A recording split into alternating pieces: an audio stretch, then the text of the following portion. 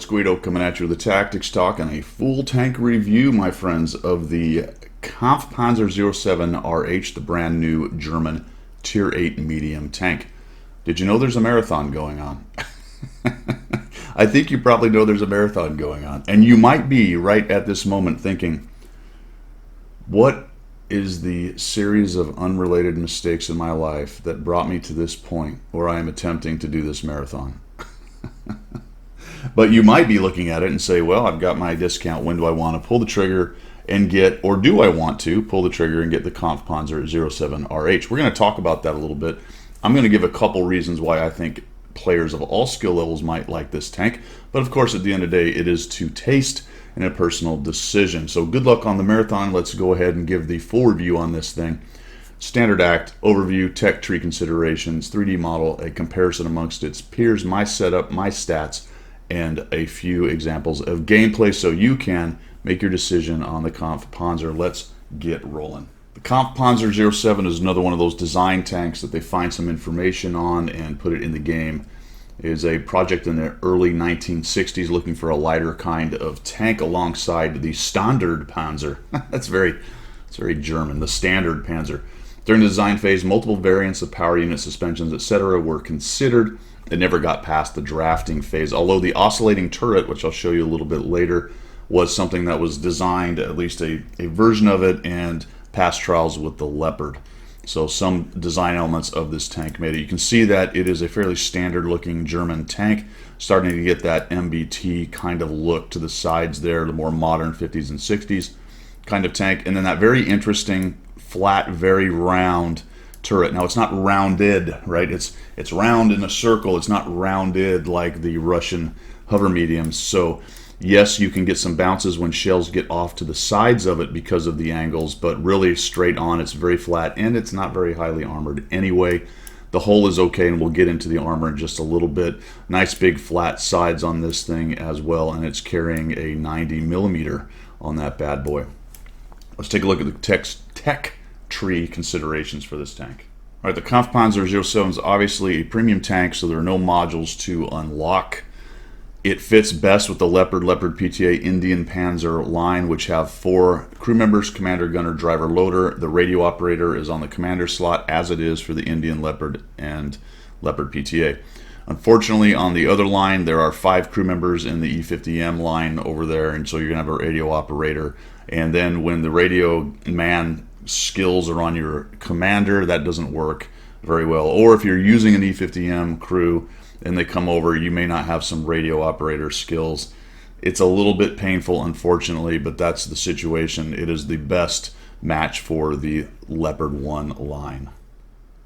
One quick thing about the radio operator, obviously there's a radio operator in the E50M. Just because you have radio operator skills on the commander, that's not really going to hurt anything. You could train it that way. It would require some gold back and forth, but you just won't get the radio operator skills in your E50M except with the separate radio operator, right? It doesn't matter if they're actually on the commander. That would require you to train him perhaps in the Canon Kampfpanzer, I'll spit it out, and then move him around. So it's wonky, it doesn't work great. Maybe Crew 2.0, if it ever comes out, will fix some of that stuff.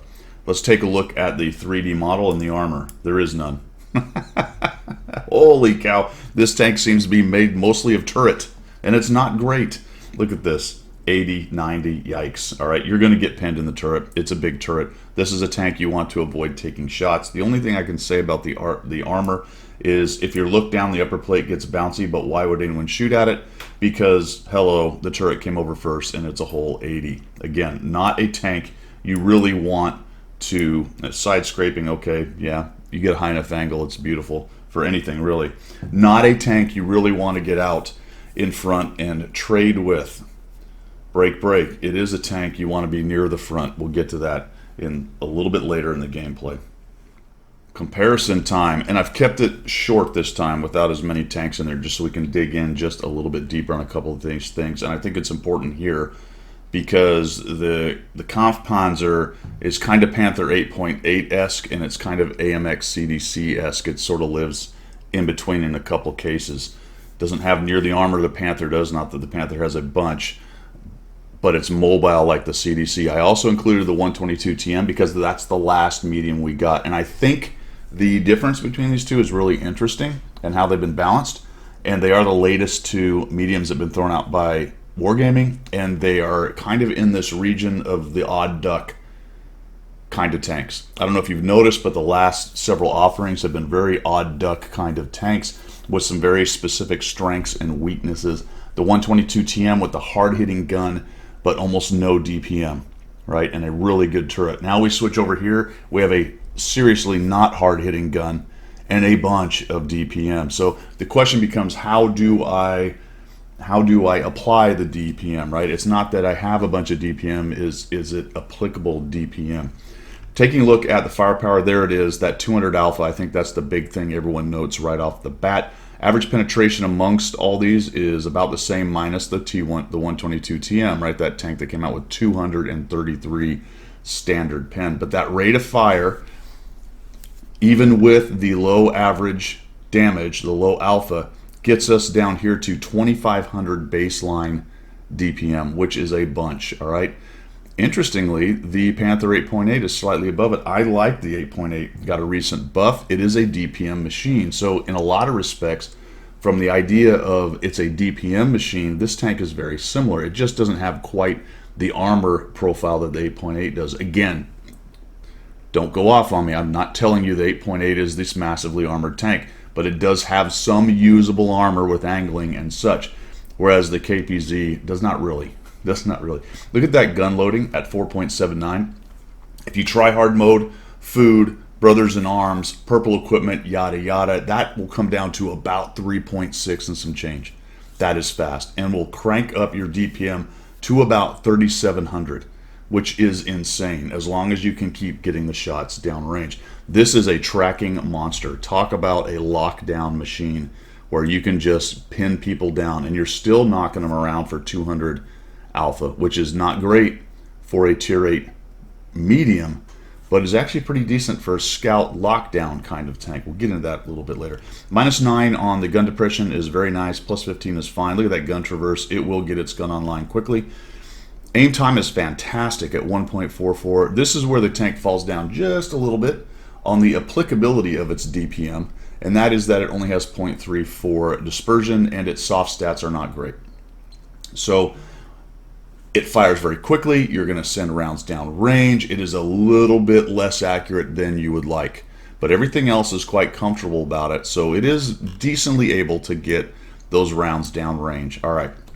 Hit points are a little low on at 13.5. I mean, full 150 below the 8.8, which is a little bit more of a forward kind of tank. It is showing more whole armor than the 8.8, but the angling is not great right there. And look at that side armor. It's actually better than I thought when we were looking at the tanks.gg. It's much better than the 8.8 right there. So you're doing some decent, like, I don't want to tell you it's a side scraping tank, all right? All else being equal, you'd rather side scrape out if you're popping out than just let them thump you in the forward hole, right? Depending on if you have enough time to back out and such. We'll talk about the backing speed in just a second. Turret armor down in the no armor zone. But if we compare that to the CDC over here, we can see the CDC is just much, much worse off. And I didn't really note it, but the CDC even has a little bit better dispersion. Its soft stats are bad as well with a longer aim time in there. All right. Top speed, my friends, 65. It is faster than a CDC. It is as fast or faster than a bunch of the, or some of, potentially the tier 8 scouts. The one thing, so Wargaming has advertised this as a kind of hybrid medium scout. Remember though, friends, that it does not carry its camo when it moves. That's unbelievably important. It really is. So it doesn't really do scout things in that it can move forward undetected like scouts can, but it does do scout things like it can get around the match very quickly, reposition, meta flex, all that good stuff. Traverse speed 57.37. This makes it a bit of a circling monster, much like many of the scouts. Not the British ones though, because the British ones turn like the Queen Mary. Remember I said we talk about the reverse speed 25. So popping out and getting back, and this was a design decision, I think, by Wargaming, a balancing decision to allow it to get up, get in, and get out and take shots and circle and try to avoid shots via maneuver vice armor. Not always possible on the maps that we have, but just understand it does a pretty decent job for a medium of those kinds of things. The camo's okay, not bad. Actually, number one while firing, okay, but whatever. And 390 view range, which is fantastic. Very nice to do that flexing to more of a scouting or spotting. Let's not say scouting, we say spotting mission, that mid to late tier section of the game where you're doing cleanup, and that is really where this thing shines. Another place that it shines is hunting down scouts. I have hunted down multiple scouts with this thing. It's got a pretty good HE round for tearing those things up. It fires very quickly, and it's a nightmare for scouts. It really is. I have run down several ELC, even 90s, that jumped out and tried to ambush people, tried to get away to reload, and you're just relentless. Mid to late game when there's less guns on the map and you're trying to chase those dudes down, I'll tell you what, with the spotting range and the speed and the firing, the DPM, absolute nightmare for those late game scouts. All right, let's move on to my stats and my setup. Well, so how did I do? I actually got 24 games out of it. I did 20, was going to do the video, and then was streaming and wanted to play it a little bit more and did okay. We ended up with 63% win rate and 1,000 average XP. As I always say, if I'm around 1,000 at tier 8, then I think I'm doing pretty dang well. Damage ratio 1.3, that goes with only a 1,500 damage DPG, but 2.31 on the destruction ratio. Get this tank to mid to late game and you will absolutely be cleaning up shop. There's the armor use efficiency. Clearly it's just random bounces that you get lucky with. Right there, hit rate is okay at 73. I really would like that to be closer to 80. But I think part of that on this tank is that you're firing so much, it is easier just to take those snaps and just keep on shredding those shots down range, and you end up missing a few of those while you're moving and popping around, taking pot shots at everything in sight. So I think that's a little bit of an effect there. The 63% is good. I don't suspect it would stay there. I might hit 60 after 100, somewhere in that regime, but it feels more like a 55 to 58% win rate machine to me. I know that I had 4 games at the very beginning. I went 4-0 with something like an 1100 DPG, and 3 of them absolutely had nothing to do with me, just random luck of the draw. We won. One of them I had a significant impact on and then leveled out, and we end up with 63. So you take those 4 away and it's a much worse, or at least 3 of those, and it's a much worse victory rate. But it's a comfortable tank and it will win for you. It can carry. Experience, as I talked about, DPM or DPG is 1,530. And my assist is 398, which is a little bit low, actually. That surprised me a bit. I felt like maybe you could do a little bit more assist with this thing. But I will tell you that I did play it as a support tank, right? Not second line as in back sniping, but up forward. And again, we'll talk about that a little while later. Spotted relatively high, destroyed at 1.25. I did manage a almost 5,000 damage game in one case. Let's take a look at my setup. So I did not go purple equipment. I know a lot of guys are running that stuff, and you will see some crazy numbers over here from that. My setup gets me to 2,628 DPM with vents, a vert stab, and a improved rotation device. No, I do not have a rammer on it. Yes, that would help. But I decided to take the aid to the gun because its DPM was already so high. So I just accepted that I wouldn't have quite as much. Again, you put purple equipment on this and it gets really crazy really fast. I did not run food and I didn't run any directives on there. I do have a very good crew though. You can see that it is my Leopard 1 crew. So obviously I have brothers in arms and as many skills as possible over there to help with the gunnery and whatnot. So a bit of a mid-range kind of setup here, not going for pure DPM or speed or anything, just trying to improve the gun stats. It got me down to 3.32, like I said, 26, 28 on the average DPM. My gun loading is in 4.57, rate of fire 13.5.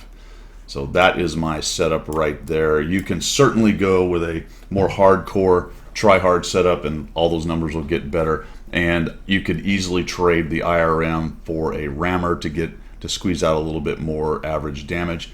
I just wanted to be able to run and gun as well as possible, and this setup seemed to be kind of the best thing for that, sacrificing a bit of DPM. Let's take a look at some gameplay examples in the wrap. Before we get into a full-blown review, I want to show you the lockdown potential of this thing. And if you imagine that I was running a more DPM-oriented setup, it would be even better. I'm losing this game. I got 4 kills, 3,600 damage. I didn't play particularly well.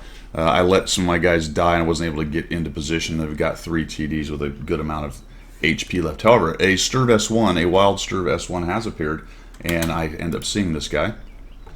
So we'll just aim in here. Relatively fast aiming. Take a shot at him. I'm shooting HE. Decent HE round, but it's not doing much for me, really. So both of those would have been better off with a regular shot. But watch what happens here. I finally get the track.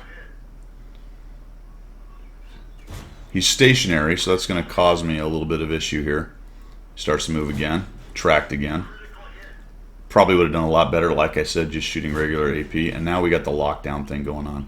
We're going to switch here.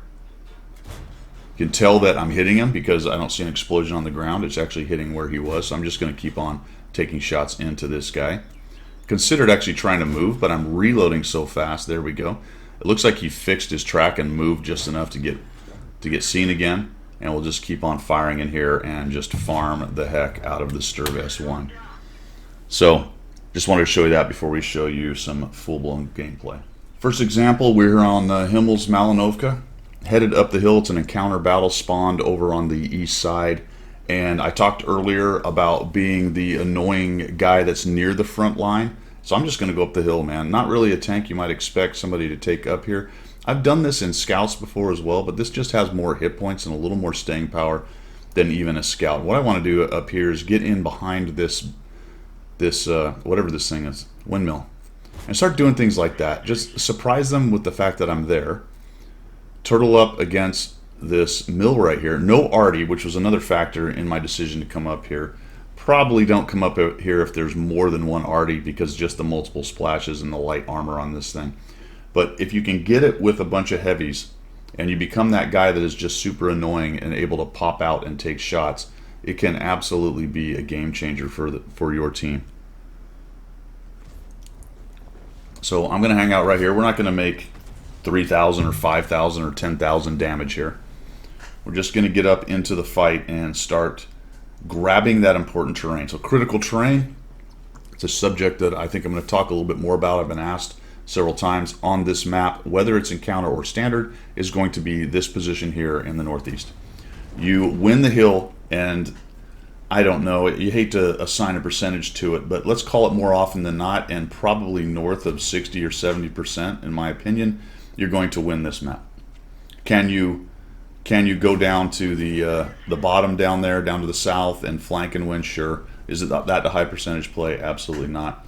So I sneak a shot in on the IS-2 too, try another one, but we end up hitting the wall right there. And that is a little bit tricky with this tank because the dispersion and the soft stats are a little bit bad, not terrible. So some of those really quick back out. But you see how fast I backed out and went forward with that 20-foot? Look how fast this thing can back out, take those shots, and then get out of the way. I kind of walk right into that one right there. There's 3 or 4 tanks. One of those guys is probably, oh, what is there? There's 6 tanks right there. One of them is going to probably be loaded and pointing when you do that. Watch, the Renegade's going to take some hits here. So I'm really now just sort of waiting for somebody to not be looking, or maybe 3 or 4 of them shoot at once, and I'm able to get out and take a shot. It's unfortunate that the 100-01 came up because now I'm lit. So I won't have the advantage of coming out unseen, but I can do this. Look how fast I just come out. Boop, boom. Nope, that went to the ground. You can see the dust kicking up right there. So I am spamming the heat at this point. There we go. We sneak a shot into that guy, get a 205. The Carnarvon reloads almost as fast as I do. We get a bounce on that one, but just look at that. Boom, boom, boom. If I have the opportunity, I can boom, boom, boom, get those shots out there. Now there's 3 or 4 of them there. The Tiger 2 is looking, and it's just not really a great plan for me to come out. But the Tiger 2 is sort of busy shooting at the other guy. He really wants to come over here and get rid of me, or potentially I think it's the Charioteer that's behind me in the Tiger 2. I guess it's a Renegade. Charioteer's dead. So we're just waiting for our opportunity right here. Lots of guns. There we go. Carnarvon goes down.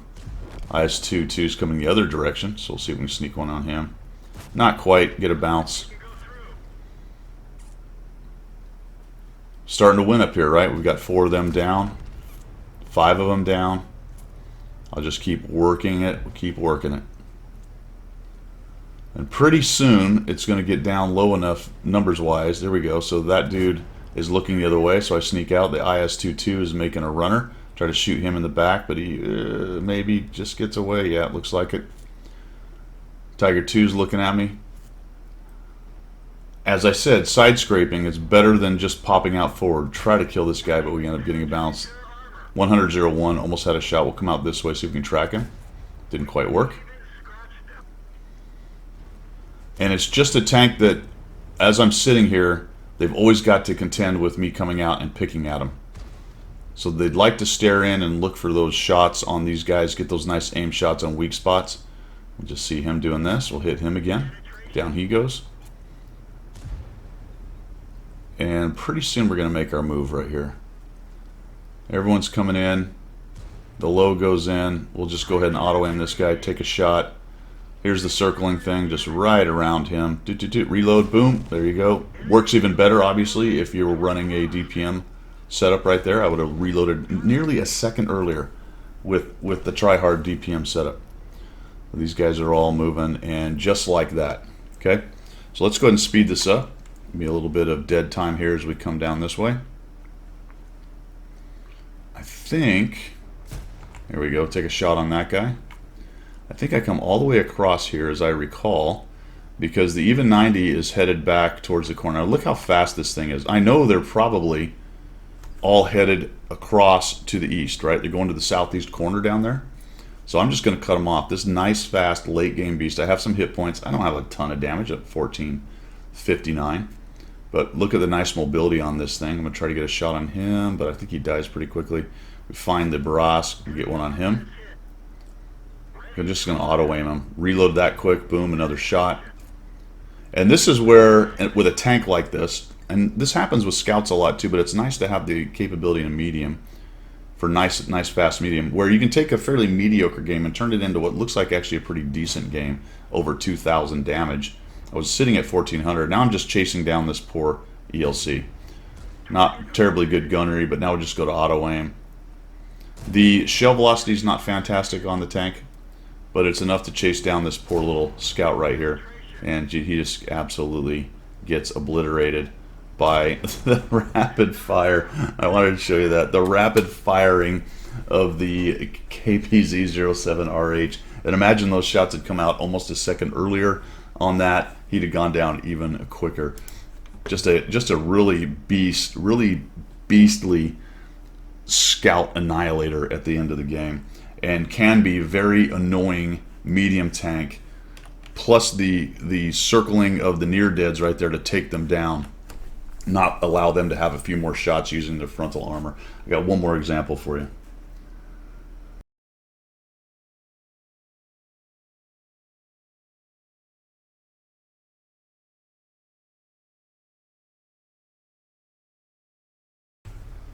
Alright, second example on Himmel's Cliff. We're going to go ahead and start working this middle. We are a top tier tank. See if we can get a shot on this guy. Boom. Now, a scout's not going to expect a medium to get there that fast. He probably figured he could get into that bush, take a quick peek, maybe even get some arty shots, although there's no arty at this point. Take a peek at him, take a little poke at that guy. But he gets surprised by the speed. Now the mutant's coming in there. Put a shot onto him. IS-3A. I do get spotted right here. This is a bit of a risk doing this. So now let's back out. There isn't any arty, so I don't have to worry about that. But if I do stay down below, I will get picked at by the mutant, who has pretty good depressions. You can see he's looking right there, expecting me maybe to come around the corner. I see the IS-3A charging hard around the corner. He knows there's no arty, so he's looking for some opportunities there. I don't know why the mill's on the hill right there. If he was down below, he could be tearing up that mutant, and the mutant's behind the rock. So I thought about poking out and then thought better of it. We have a pretty good force going over there on the west. That's not a great thing. Almost nobody going around the east side, and you can see they've got a decent push. The LTG's got them all lit, so we have an idea what's going on. I try to take a shot at the IS-3A. He takes a hit from somebody and backs out. So there's pretty good push going after our guard, our LTG. And I'm thinking, well, I could go over there, but that's just a full-up frontal face-punching fight, and that's not really where you want this thing. Although it is a gun to start helping take those guys down. if they do make it around the corner. The thing I was really worried about is if I leave this middle, then we've got the mutant and the IS-3A potentially pushing in on us. Then all of a sudden the CS-53 shows up and he's right in front of me. So I've got 3 of their 8s right here, and I'm the only guy. A large stack of our dudes over on the west, a couple campers in the back, standard TDs sitting in TD positions. Take a poke in there. I don't know if that was a hit. I did not stay long enough to see if any dust kicked up behind. Sometimes you don't quite see it. IS-3A was really just waiting for me. He thumps me. That surprised me a bit. And maybe I was proxy lit by the CS-53 as he was coming up, because that was pretty quick. Pretty much the second I came around that bush, he was shooting me. So I don't have a lot of great options here. It looks like they're doing a decent job on the other corner over there. Over on the east side. Our IS-3 pushes in and finds out that they actually have a couple more guys hanging out down there. There goes the 1375 trying to go up the hill. Could be problematic. There's no arty. He does take a hit going up, and then the IKV decides to do the same thing. He's trying to get up the hill. I wish I could get up and get a shot, but I've got the dudes on my left there, the IS-3A and the mutant, and I get a little bit more assist right there from another shot from the TDs in the back. So it's me and the 2 TDs, the Sturb and the 25/2, trying to keep these guys honest down here. IS-3A takes some more thumps, and all of a sudden now there's a tiger. So I will give the enemy team one thing. They are all forward. Look at this. They're just crawling around this hill right here. We're sort of winning over on the west side, but that is sort of a Pyrrhic victory, to be quite honest. And now that these guys have broken through on the other side, I'm going to come to this position. I'll be honest, I wish I had actually gone around the corner and helped the dudes down there, but it turns out being okay because we absolutely wrecked these dudes pushing in. This is why you don't push across open areas after you win flanks, my friends. Please stop doing that. Poor purple team. If they'd have just won that flank and flexed, spit while I talk. If they had just won that flank and flexed back to the middle and helped start working the middle part and punishing the TDs in the back, maybe a scout comes around or a fast medium and gets into this position and starts spotting, but just driving through the middle like the T-29, the 34-3 did, just a really stupid idea. And they were punished for it. So we really blunted that win for them. All of a sudden the IS-3A is all the way over there with the CS-53, so they've decided to try to get into the side of our push, and it looks like they're doing a decent job of it. I just wanted to take a quick look and see if maybe the 1375 or the 34-3 was still sitting there, because what I really want to do is go this way and start supporting the other side where the tanks are, where the purple guys are. And then I find the mutant is still in the middle, but the 43 is making a mistake, so he's out in the middle. Just go ahead and shoot him once. Nice reload. Will we get it? Not quite. Not quite. And there's the difference between the DPM build and my build. You probably get that shot with the DPM build. So now I'm thinking, I'll just go up the hill. No problem. Can we make it? We'll just go zing, zing, zing up here. The IKV is still up here. And the 1375. So there's the IKV. He takes a big hit. That's a little spotting for me. I do get spotted, and I'm wondering, all right, let me take out this 1375. Should be pretty easy. He might get a couple hits, but we'll take him down, and he's stuck. Okay, he's... I'm thinking, can I get him? One thing to watch out for in that situation with arty, if you futz around too much trying to get guys stuck, their arty will start having time to aim in on you. Then I find the Hellcat.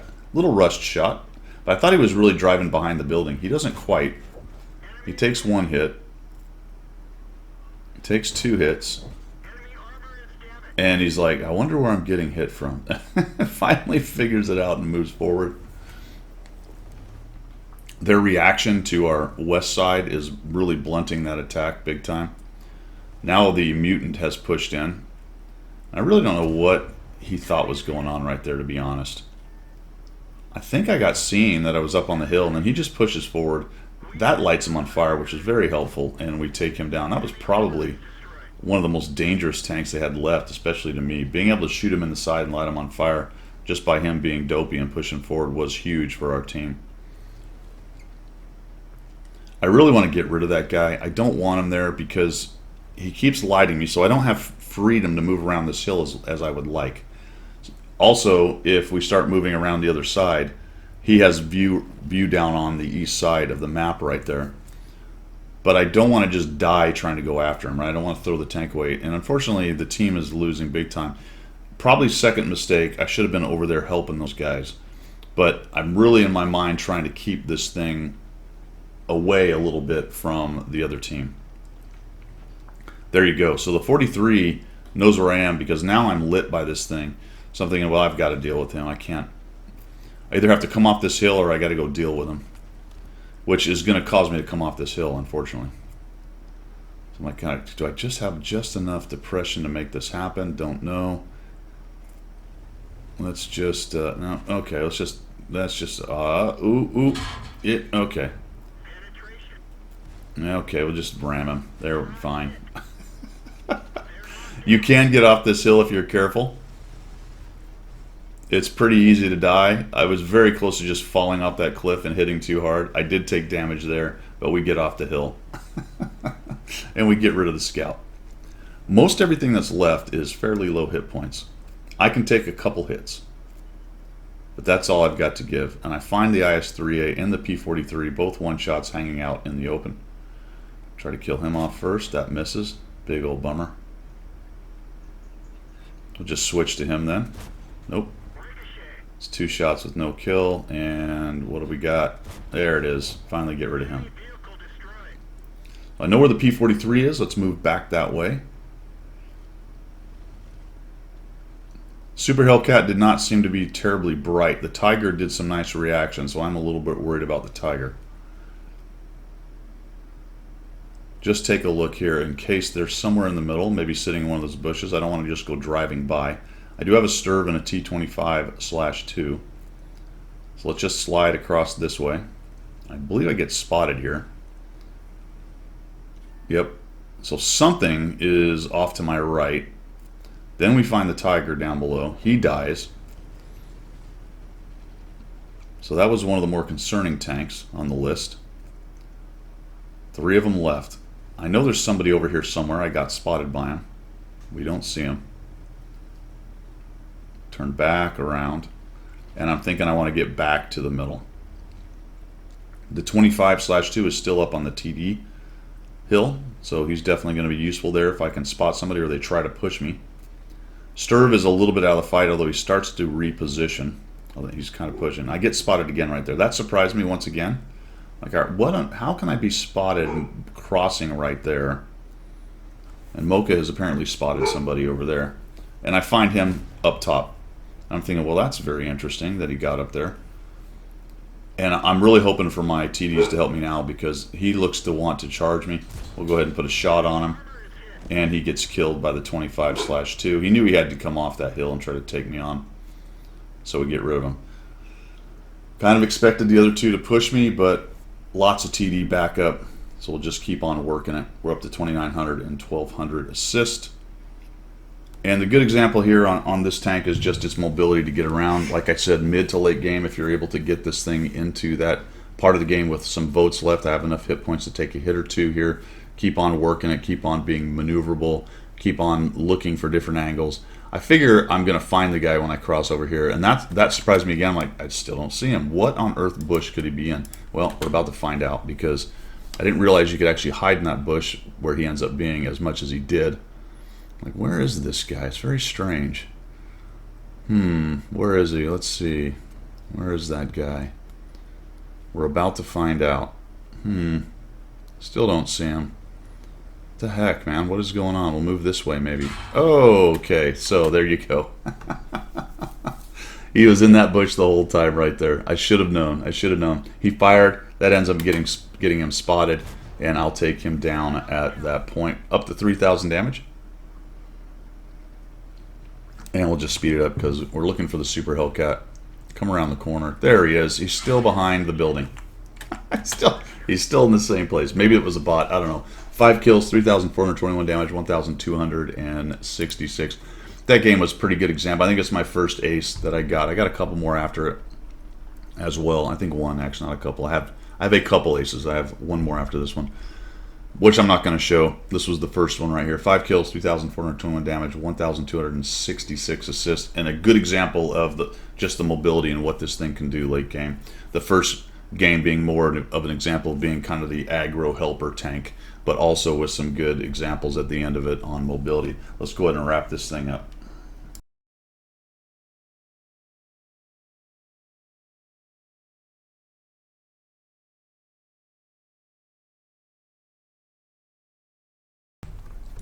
Right, that's it for my review, my full review of the KPZ-07RH Tier 8 German Premium Medium Tank.